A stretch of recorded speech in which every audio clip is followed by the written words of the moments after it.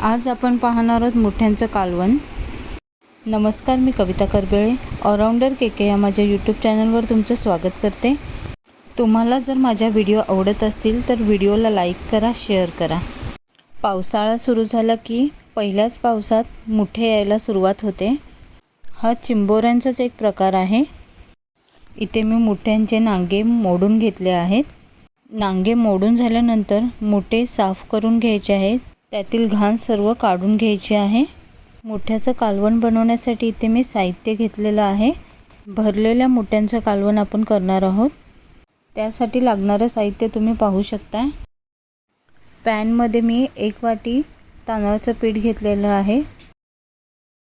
त्यात अर्धी वाटी बेसन घेतलं आहे। पीठ चांगलं भाजून घ्यायचं आहे। अशा प्रकारे पीठ इथे छान भाजून घेतलं आहे। यानंतर मुठ्यांचे नांगे मी मिक्सरमधून वाटून घेत आहे। असं केल्याने रश्श्याची टेस्ट आणखीन वाढते। नांगे वाटून झाल्यानंतर त्यातलं पाणी गाळून घ्यायचं आहे।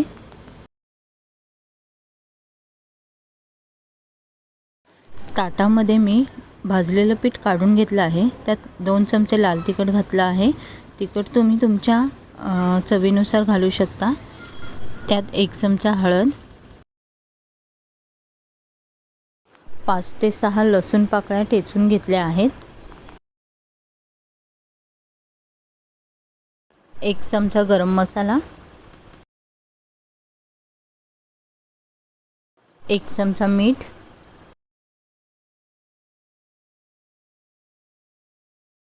1 कांदा बारीक चिरून घेतला आहे। थोडी कोथिंबीर घ्यायची आहे। 2 ते 3 चमचे ओलं वाटण घेतलं आहे। सर्व साहित्य घालून झाल्यानंतर पीठ चांगलं मळून घ्यायचं आहे। हे पीठ मळताना आधी पाणी घालायचं नाहीये, तर आपण सगळं एकजीव करून घ्यायचंय।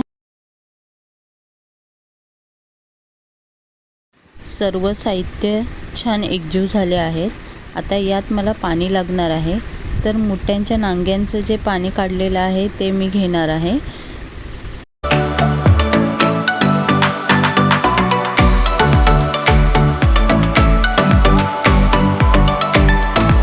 भरलेल्या मुठ्यांचं कालवण बनवण्यासाठीचं पीठ आता आपलं तयार झालेलं आहे। आता मी इथे मुठे भरून घेत आहे। अशा प्रकारे सर्व मुठ्यांमध्ये पीठ भरून घेतलं आहे। यानंतर कालवणाच्या फोडणीला सुरुवात करूया।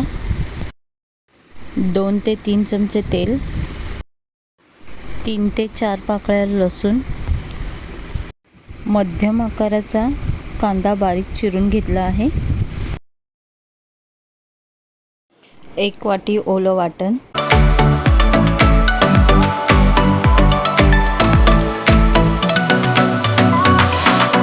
वाटण परतून झाल्यानंतर यात मसाले घालून घेऊया।